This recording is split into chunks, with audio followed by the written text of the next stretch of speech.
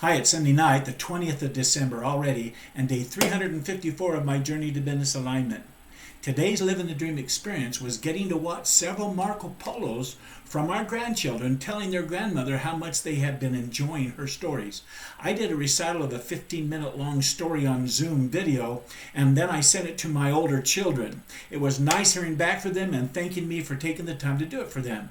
That was so nice to hear from them. It truly was the Living the Dream experience. I think all of us should look to find a Living the Dream experience out of our daily experiences every day and consider it and write it down. So with that said, let me share what I had from my power statement for this morning. I'm going to do all I can to sharpen my saw today, which today, by the way, is a Sunday. And here's my to-dos that I wrote down last night for what I wanted to accomplish today. Very short, highlighted, got them all done. Check, check, check. My most important task today was to relax, rest, read, study with Kathleen, take a nap, spend the rest of the day with Kathleen so that I sharpened my saw for tomorrow. My fun task for today was to do more study with Kathleen and watch a couple of YouTube videos on how our minds work and having positive thinking and a law of attraction and the law of manifestation. We've talked about that a lot. It was so fun. And my exciting task for today was to watch the fun Christmas holiday movie.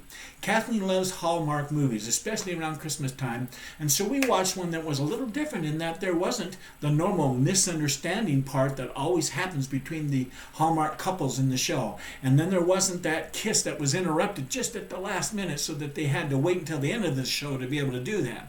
I think I could write my own Hallmark movies now because of many times that I've watched this and saw that pattern in all their storylines. Anyhow, Kathleen loves it and I love being with her. It's so great. Anyway, here's my end of the day success routine questions. Get honest with yourself, Marty. What didn't go well today? What could you have done better? Well, did you wake up early and start strong? Check. I got up about 7 o'clock for a Sunday morning. Did you start your morning with power?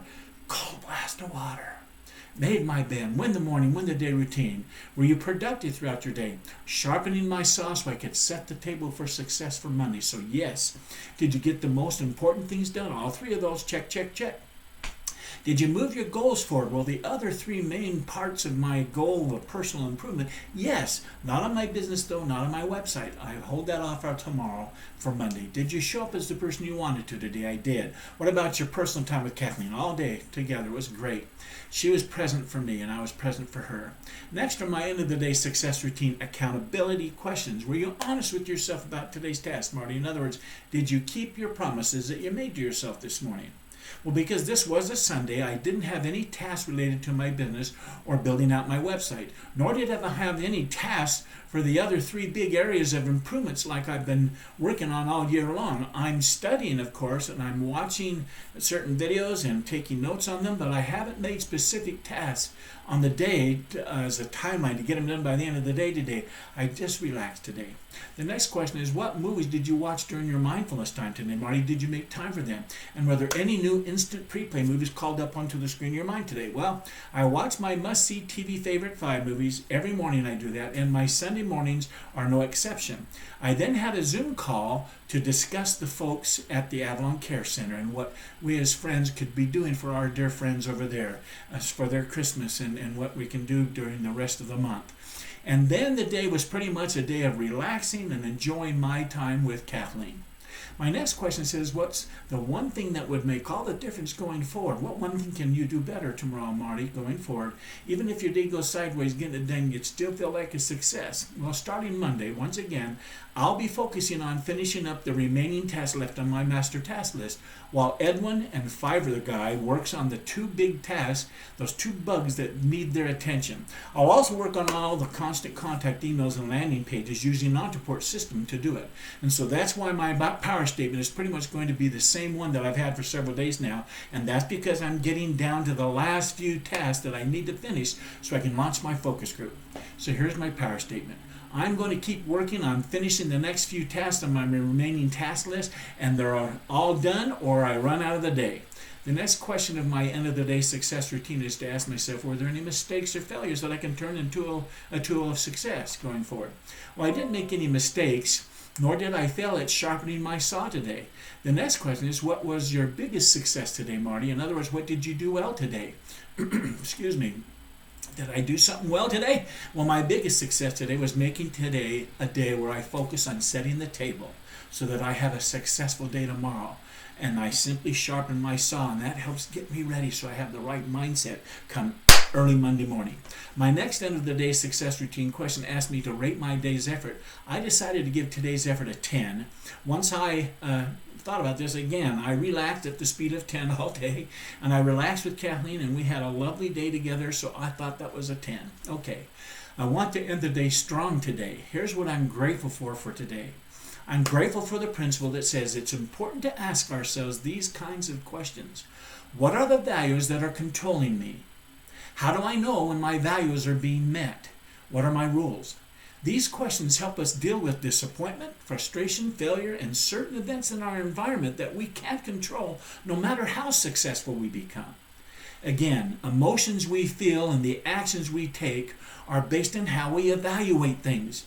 And yet most of us have not set up our system evaluation for ourselves. We don't have a system in place for doing that.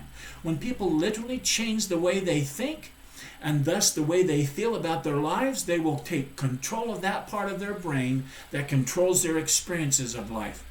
The changes we make when we do this end up being emotional and even physical, as the brain sets new priorities for what's most important to us. It's called the psychology of change.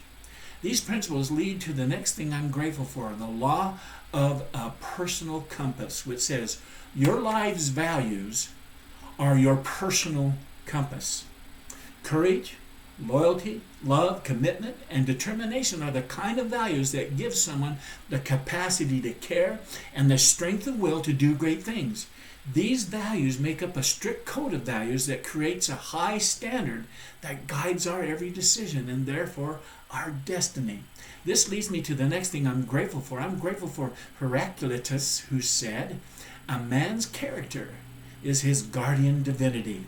Man, like I said last night, values guide our every decision and therefore our destiny. Those who know their values and live by them again and again become the leaders of our society. The movie Stand Up and Deliver is a movie that tells of such a leader, Jamie Escalante. Jamie was a maverick math teacher. He made heroic strides in transmitting to his students his passion for learning.